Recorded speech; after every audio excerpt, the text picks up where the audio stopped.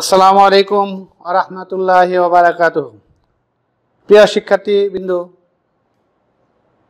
তোমরা সকলে ভালো আছো? আমরা তোমাদের দোয়ার বরকতে আল্লাহর রহমতে ভালো আছি। তো আমি মোহাম্মদ আওলাদ হুসাইন, সহকারী শিক্ষক, লাউহাটি এম আজহার মেমোরিয়াল উচ্চ বিদ্যালয়, দেলদুয়ার, টাঙ্গাইল। আজ আমি তোমাদের নবম এবং দশম শ্রেণীর পদার্থ বিজ্ঞান থেকে একটি ক্লাস নিতে চাচ্ছি। আমরা ইতিমধ্যে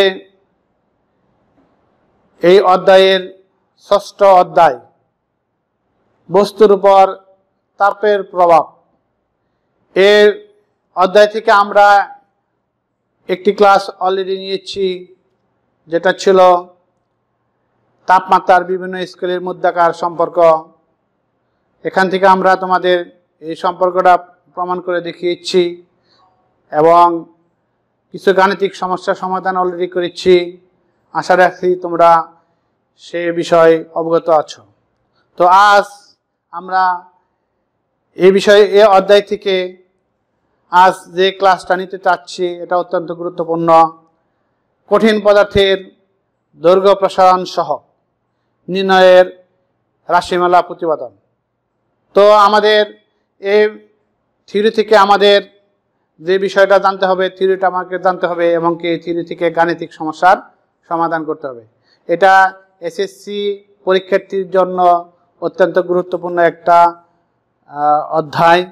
তো বিশেষ করে নবম শ্রেণীর এবং দশম শ্রেণীর শিক্ষার্থীদের দৃষ্টি আকর্ষণ করে বলছি, তোমরা এই বস্তুর উপর তাপের প্রভাব এই অধ্যায়টি সুন্দরভাবে পড়বে এবং কি বোঝার চেষ্টা করবে।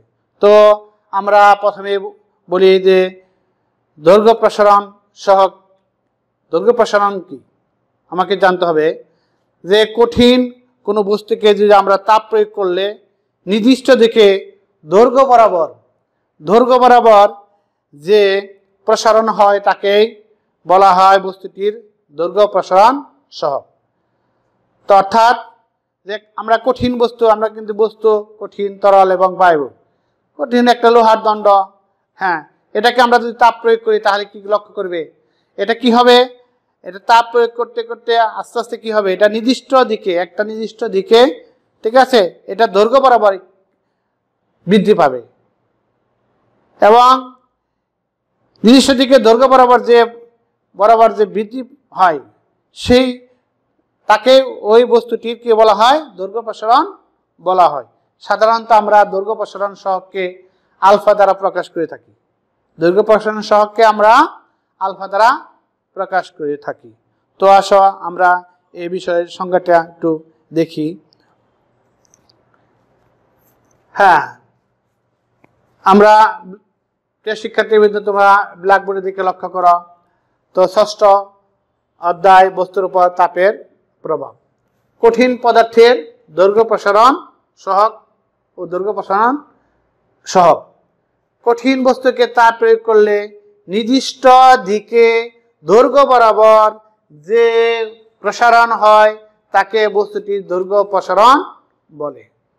তো আমরা এ থেকে বলা হয়েছিল যে দৈর্ঘ্য প্রসারণ সহগকে কি দ্বারা প্রকাশ করা হয়, আলফা দ্বারা প্রকাশ করা হয়।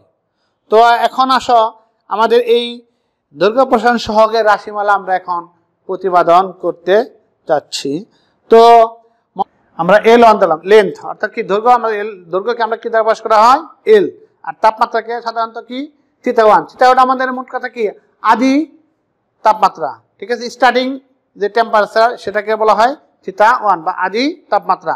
আর কোনো দণ্ডের প্রাথমিক যে আদি দৈর্ঘ্য হলো এল ওয়ান।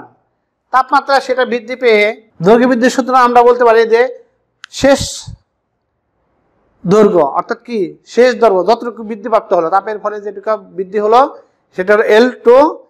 অর্থাৎ শেষ দৈর্ঘ্য থেকে আমাদের কি করতে হবে, আদি দৈর্ঘ্য বিয়োগ করতে হবে।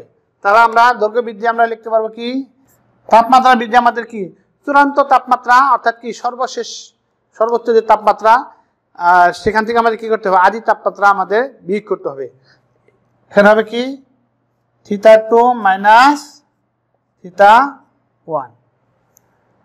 তো আমরা এখানে এখন দৈর্ঘ্য প্রসারণ সহগকে তোমাদের পূর্বে বলেছিলাম যে দৈর্ঘ্য প্রসারণ সহগকে আমরা কি দ্বারা প্রকাশ করি, আলফা দ্বারা সূচিত করা হয় বা আলফা দ্বারা প্রকাশ করা হয়। সুতরাং দৈর্ঘ্য প্রসারণ সহগ আলফা দ্বারা, আলফাকে আমরা কি আলফা দ্বারা প্রকাশ করি, তাহলে দৈর্ঘ্য প্রসারণ সহগের রাশিমালা হলো alpha equal to L2 minus L1 divided by L1 into θ2 minus θ1। অর্থাৎ কি আমাদের দৈর্ঘ্য বৃদ্ধি বাই আদি দৈর্ঘ্য ইন্টু তাপমাত্রা বৃদ্ধি। তো আমরা কিভাবে সেটা ম্যাথমেটিক্যাল আকারে লেখা হয় তোমরা লক্ষ্য করো। তো আশা রাখি তোমরা বিষয়টুকু বুঝতে পারছো। তাহলে আমরা কি হলো যে মনে করি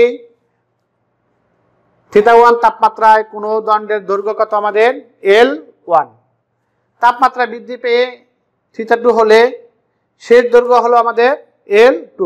সুতরাং কতটুকু দৈর্ঘ্য বৃদ্ধি হলো, দৈর্ঘ্য বৃদ্ধি সমান L2 মাইনাস L1 এবং তাপমাত্রা বৃদ্ধি হলো θ2 মাইনাস। তো সুপ্রিয় শিক্ষার্থী, তো আমরা এখানে তোমরা লক্ষ্য করবে দৈর্ঘ্য প্রসারণ সহগকে সাধারণত আমরা আলফা দ্বারা প্রকাশ করে থাকি বা প্রকাশ সূচিত করা হয়, যার রাশিমালা হলো alpha equal to L2 minus L1 by divided by L1 into θ2 minus θ1। আমরা কি লিখতে পারি, আমরা পূর্বে জেনেছি L2 মাইনাস L1 অর্থাৎ কি দৈর্ঘ্য। এখানে 1 নং সমীকরণে যদি আমরা, এটা আমাদের একটা সূত্র, অর্থাৎ দৈর্ঘ্য প্রসারণ সহগ alpha equal to L2 minus L1 divided by L1 into θ2 minus θ1।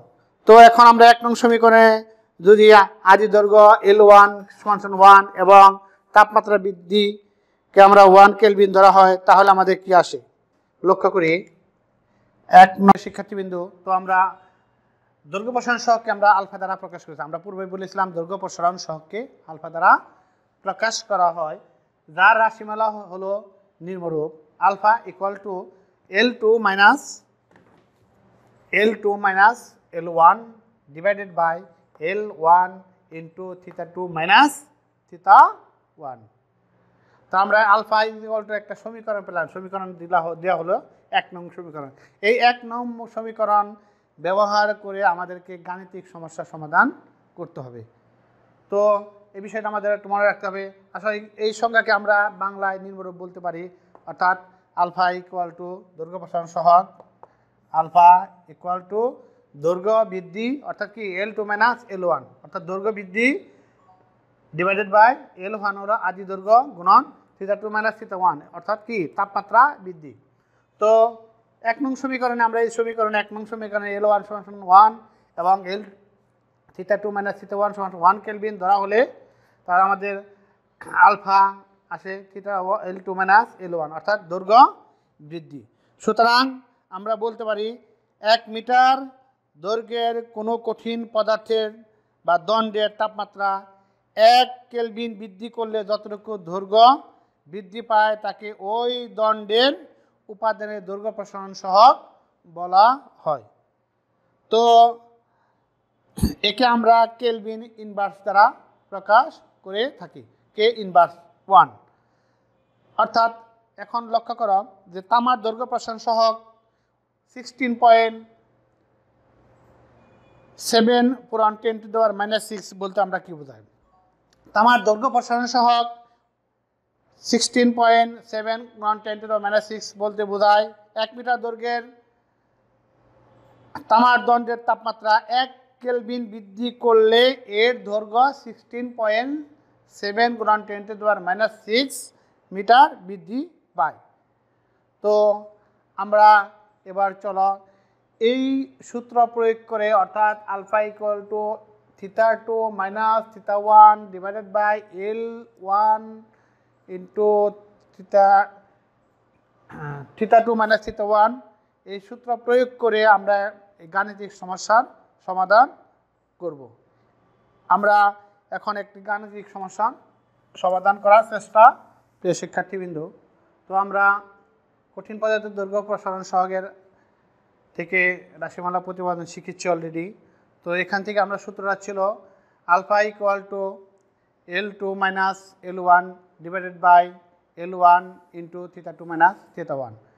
তো আমরা এই সূত্র প্রয়োগ করে আমরা একটি গাণিতিক সমস্যার সমাধান করব ইনশাল্লাহ।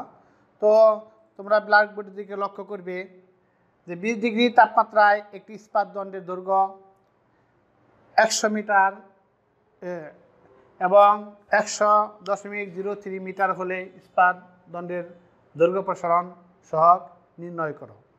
তো আমাদের এরকম গাণিতিক সমস্যা থাকলে ইস্পাত দণ্ডের দৈর্ঘ্য প্রসারণ সহগ আমাদের আগে জানে রাখতে হবে, মুখস্থ রাখতে হবে। অনেক সময় তোমাদের পরীক্ষার মধ্যে নোট আকারে দেওয়া থাকে, অনেক সময় দেওয়া থাকে না। তো চলো আমরা এই সমস্যার সমাধান করে আসি।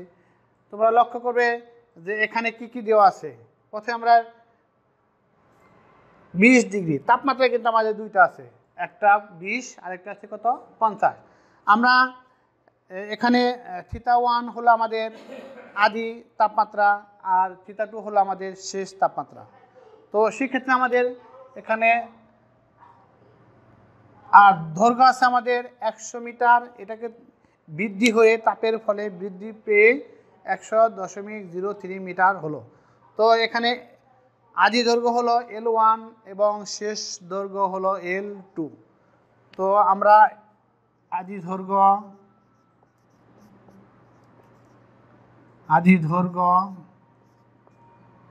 L1 ইকুয়াল টু 100 মিটার, শেষ দৈর্ঘ্য L2 সমান 03 metre.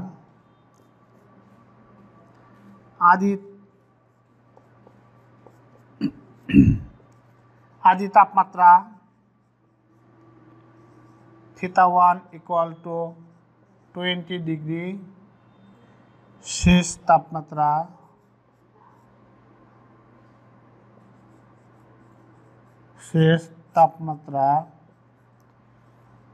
Theta 2 equal to 50 degree Celsius. তো এই অত্যন্ত সহজভাবে এই গাণিতিক পদার্থবিজ্ঞানের সমস্যার সমাধান করতে পারবো। তো এখানে আমাদের কি কি দেওয়া আছে, পদার্থবিজ্ঞানের বিষয়টা হলো অত্যন্ত সহজ। এখানে আমাদের কি দেওয়া আছে, কি বের করতে হবে, আর সূত্র যদি লিখতে পারি তাহলে আমরা ভালো মার্কস পেতে পারি। তো এখান থেকে আমরা লক্ষ্য করলাম আদি দৈর্ঘ্য L1 হলো 100 মিটার, শেষ দৈর্ঘ্য L2 ইকুয়াল টু 100.033 মিটার। আদি তাপমাত্রা থিটা 1 ইকুয়াল টু 20 ডিগ্রি এবং শেষ তাপমাত্রা থিটা 2 ইকুয়াল টু 50 ডিগ্রি। তো আমরা জানি আমাদের দৈর্ঘ্য প্রসারণ সহগ আলফা ইকুয়াল টু হোয়াট, আমাদের এই আলফার মান বের করতে হবে। আমরা জানি alpha equal to L2 minus L1 into theta 2 minus theta 1। তো আমরা মান বসিয়ে দিই 100.033 মাইনাস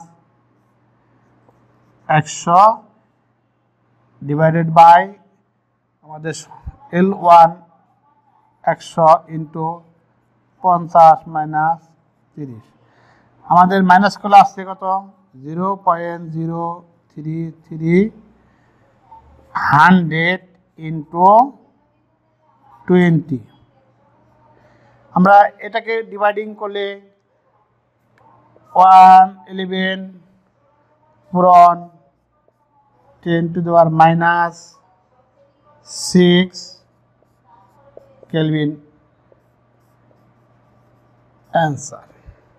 সুতরাং আমরা এখান থেকে কি পেলাম,